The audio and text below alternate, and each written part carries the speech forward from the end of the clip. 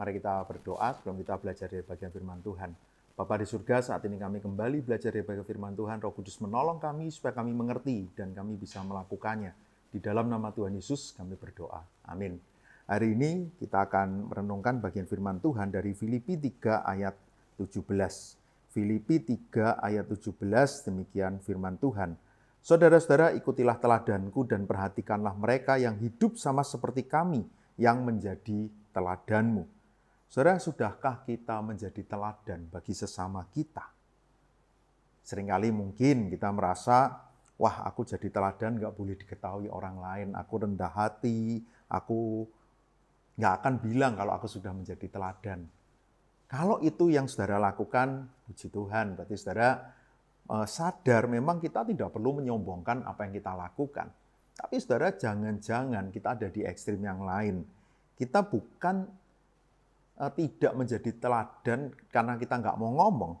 Tapi mungkin kita merasa, ya saya orang biasa kok. Saya aja masih banyak salahnya. Saya ini orang yang lemah, saya orang yang terbatas. Dan ini akan menjadi masalah kalau akhirnya kita ada di dalam keadaan kita yang lemah itu terus. Kita tidak berusaha untuk menjadi lebih baik, itu yang jadi masalah. Saudara, ketika Paulus di bagian ini berkata, ikutilah teladanku. Perhatikanlah mereka yang hidup sama seperti kami. Bahkan Paulus juga bilang, ikuti aku dan juga orang-orang yang sudah mengikuti teladanku, yang sekarang juga memiliki hidup yang baik seperti hidup yang aku jalani.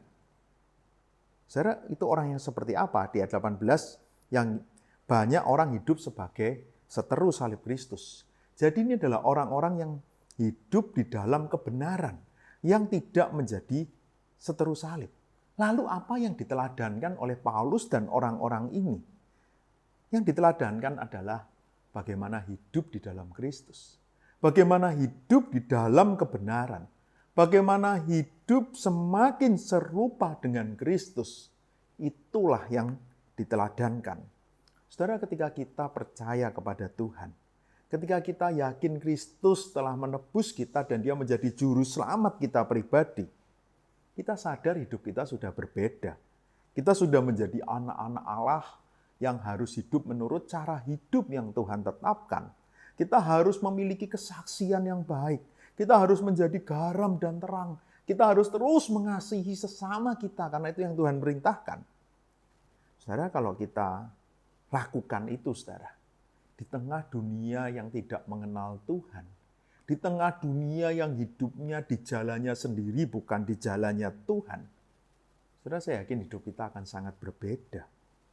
Hidup kita akan sangat berdampak bagi orang-orang di sekitar kita. Kita akan punya nilai-nilai yang berbeda.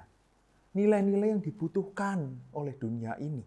Ketika semua orang marah, semua orang dendam, semua orang membalas, semua orang ingin merugikan orang lain. Kita adalah orang-orang yang penuh kasih, mau mengampuni, mau peduli kepada sesama, mau berbuat sesuatu meskipun kita tidak mendapatkan apa-apa. Bukankah itu akan menjadi satu contoh hidup yang sangat baik? Satu pola yang sangat baik yang orang bisa melihat. Dan kalau kita lakukan, tentu bukan kita yang ditinggikan, tapi Kristus yang bisa dilihat melalui hidup kita. Mereka bisa merasakan kasih Kristus itu. Mereka bisa melihat pengampunan yang sudah Tuhan berikan kepada kita yang memampukan kita untuk bisa mengampuni sesama kita. Karena itu saudara, kalau Paulus dan jemaat yang sudah menjadi teladan karena mereka hidup di dalam jalan kebenaran. Semoga saya dan saudara juga hidup di dalam jalan kebenaran. Kita pun boleh menjadi teladan. Orang bisa melihat Kristus dan merasakan kasih-Nya melalui hidup kita. Kita boleh menjadi teladan bagi keluarga kita. Kita boleh menjadi teladan kalau saudara guru sekolah minggu buat anak-anak sekolah minggu kita. Saya sebagai hamba Tuhan boleh menjadi teladan bagi jemaat yang saya layani. Menjadi teladan bagi orang yang saudara pimpin. Kalau saudara mungkin bekerja dan ada karyawan, menjadi teladan bagi mereka. Menjadi teladan bagi semua orang yang Tuhan tempatkan di sekitar kita. Mereka melihat Kristus dan nama Tuhan yang dipermuliakan. Mari kita berdoa. Bapa di surga, kami bersyukur Engkau begitu mengasihi kami. Inilah kami sekarang orang-orang yang tinggal di dalam kasih Kristus. Dan ketika kami hidup sebagai anak-anak Tuhan, seperti seharusnya orang-orang yang sudah Kau tebus, kami akan memiliki hidup di jalan kebenaran. Hidup yang akan berbeda, hidup yang bisa dilihat orang, dan itulah teladan yang kami bisa berikan, supaya orang bisa melihat Kristus melalui diri kami. Biarlah kami mau memacu diri untuk terus hidup di dalam kebenaran, supaya setiap bagian dari hidup kami menjadi hidup yang memuliakan Tuhan, menyenangkan Tuhan. Dimanapun kami berada, kasih Tuhan yang dirasakan melalui hidup kami. Nama Tuhan yang dipermuliakan melalui setiap apa yang kami lakukan. Di dalam nama Tuhan Yesus kami berdoa. Amin.